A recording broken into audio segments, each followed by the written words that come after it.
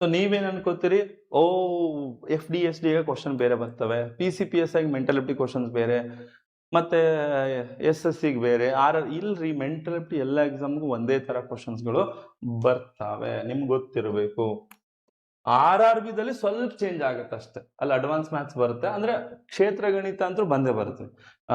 ಸಂಖ್ಯಾ ಪದ್ಧತಿ ಮತ್ತೆ ನೋಡಿ, ಲಸ ಮಸ ಸಂಖ್ಯಾ ಪದ್ಧತಿ ಮತ್ತೆ ಕ್ಷೇತ್ರ ಗಣಿತ, ಇವು ಮೂರು ಏನಿದೆಲ್ಲ ಇವು ನಾವು ಅಡ್ವಾನ್ಸ್ ಮ್ಯಾಥ್ಸ್ ಅಲ್ಲಿ ತಗೋತೀವಿ. ಬಟ್ ಇವು ಬಂದೇ ಬರ್ತವೆ, ಎಲ್ಲಿ ಸ್ಟೇಟ್ ಅಲ್ಲೂ ಬರ್ತವೆ, ಬ್ಯಾಂಕಿಂಗ್ ಅಲ್ಲೂ ಬರುತ್ತೆ, ಎಲ್ಲದ್ರಲ್ಲೂ ಬರುತ್ತೆ. ಆಯ್ತಾ ಕ್ವಶನ್. ಈಗ ನೋಡಿ SSC GD question paper solve ಮಾಡಿದ್ರು, ನಿಮ್ಗೆ ಈ ತರ ಕ್ವಶನ್ಸ್ಗಳು ಸಿಗ್ತವೆ. ಇವ್ನು ಏನ್ ಮಾಡ್ತಾನೆ, ಕ್ವಶನ್ ಪೇಪರ್ ಸೆಟ್ ಮಾಡೋರು, ಅವ್ರು ಯಾವುದು ಸ್ವಂತ ಕ್ವಶನ್ಸ್ ರೆಡಿ ಮಾಡೋದಿಲ್ಲ ರೀ. ಅವ್ರಿಗೆ ಏನ್ ಅಷ್ಟು ಟ್ಯಾಲೆಂಟೆಡ್ ಶಾಣ್ಯರಿದ್ದಾರೆ ನಿಮ್ಗೆ ಅನ್ಸುತ್ತೆ? ಶಾಣೆ ಮಂದಿಗಳಲ್ಲಿ ಕುಂತಾರ? ಇಲ್ಲ, ಅವ್ ಹೆಂಗ್ ಪಾಸ್ ಮಾಡ್ಕೊಂಡು ಹೋಗಿ ಅಲ್ಲೆಲ್ಲ ಜಾಬ್ ತಗೊಂಡಾರೋ ಏನೋ ಗೊತ್ತಿಲ್ಲ. ಆಯ್ತು, ಈಗ ಅವ್ರಿಗೇನು ಒಂದು ಹೇಳ್ತಾನೆ, ನಾವು ಕ್ವಶನ್ ಸೆಟ್ ಮಾಡ್ಕೊಡು ಅಂದ್ರೆ ಅಲ್ಲಿಂದ ಇಲ್ಲಿಂದ ಕಾಪಿ ಮಾಡಿ ತಂದು ಎಸ್ತಿರ್ತಾರೆ ಅಷ್ಟೇ. ಅದು ಎಲ್ಲಿಂದ ತಂದಿರ್ತಾರೆ? Central government. ಎಲ್ಲಿಂದ? SSC ತರ್ತಾರೆ, ಅಥವಾ ರೈಲ್ವೆ ತರ್ತಾರೆ, ಅಥವಾ ಬ್ಯಾಂಕಿಂಗ್ ತರ್ತಾರೆ.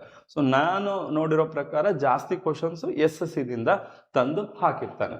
ಬಹಳ ಸರಿ ಹೇಳಿದ್ದೀನಿ ಇದನ್ನ, ನಾ ಈ ತರ ಕ್ವಶನ್ ತಗೊಳೋದೇ ಬಿಟ್ಬಿಟ್ಟಿದ್ದೀನಿ. ಯಾಕಂದ್ರೆ ಎಷ್ಟಂದ್ರೆ ಮಕ್ಳಿಗೂ ಏನನ್ಸುತ್ತೆ, ಎಷ್ಟಂತ ತಗೋತಾರೋ ಸೇಮ್ ಅಂತ. ನಾ ಏನ್ ಮಾಡ್ಲಿ ಮತ್ತೆ, ಎಕ್ಸಾಮ್ ಅಲ್ಲಿ ಬರೀ ಕ್ವಶನ್ ಹುಡುಕಿದ್ರೆ ಇವೇ ಸಿಗ್ತಾವ ನಮ್ಗೆ.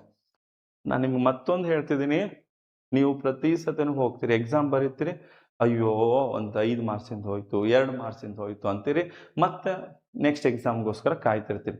ಕಲಿಯೋ ಟೈಮಲ್ಲಿ ಸಿನ್ಸಿಯರ್ ಆಗಿ ನೀಟಾಗಿ ಕಲ್ತು ಬಿಟ್ರಲ್ರು, ಒಂದು ಸರಿ ಎಫರ್ಟ್ ಹಾಕ್ರಿ. 6 ತಿಂಗಳಿಂದ 1 ವರ್ಷ ನೀಟಾಗಿ ಎಫರ್ಟ್ ಹಾಕ್ರಿ. ಸುಮ್ಮನೆ ಏನ್ ಮಾಡ್ತೀವಿ ಗೊತ್ತಾ, ಒಂದು ಪ್ಲಾನ್ ಇರಲ್ಲ ಏನಿಲ್ಲ, ಸುಮ್ಮನೆ ಹೋಗೋದು. ಯಾರೋ ಒಂದು ಫ್ರೆಂಡ್ ಹೇಳ್ದ, ಈ ನೋಡು, ಈ ಕ್ಲಾಸ್ ನೋಡು, ಈ ಬುಕ್ ಓದು, ಈ ಟೆಸ್ಟ್ ಅಟೆಂಡ್ ಮಾಡು, ಅದನ್ನ ಮಾಡಿ ಇದನ್ನ ಮಾಡಿ. ಏನಿಲ್ಲ, ಕರೆಕ್ಟಾಗಿ ಒಂದು ಪ್ರಾಕ್ಟೀಸ್ ಇಲ್ಲ, ಏನಿಲ್ಲ, ರಿವಿಷನ್ ಇಲ್ಲ, ಟೆಸ್ಟ್ ಇಲ್ಲ. ಹಂಗೆ ಮಾಡಿಬಿಡ್ರಿ, ನೀಟಾಗಿ ಪ್ರಾಕ್ಟೀಸ್ ಮಾಡ್ರಿ. RD ಮಲ್ಲಿಕಾರ್ಜುನ್ ನಿಮ್ಮ ವಿದ್ಯಾರ್ಥಿ. ನಿಮ್ಮ ಕ್ಲಾಸ್ ಕನ್ಸಿಸ್ಟೆಂಟ್ ಆಗಿ ಕೇಳಿದಕ್ಕೆ ಇಂಡಿಯನ್ ಆರ್ಮಿ AOC ಅಲ್ಲಿ ಸೇವೆ ಮಾಡ್ತಿದ್ದೀನಿ, ಧನ್ಯವಾದಗಳು ಸರ್. ಓಕೆ ಮಲ್ಲಿಕಾರ್ಜುನ್ ಅವರೇ, ಸೊ ನಿಮ್ಮ ಒಂದು ಫೋಟೋ ನಮಗೆ ಕಳಿಸ್ಕೊಡಿ.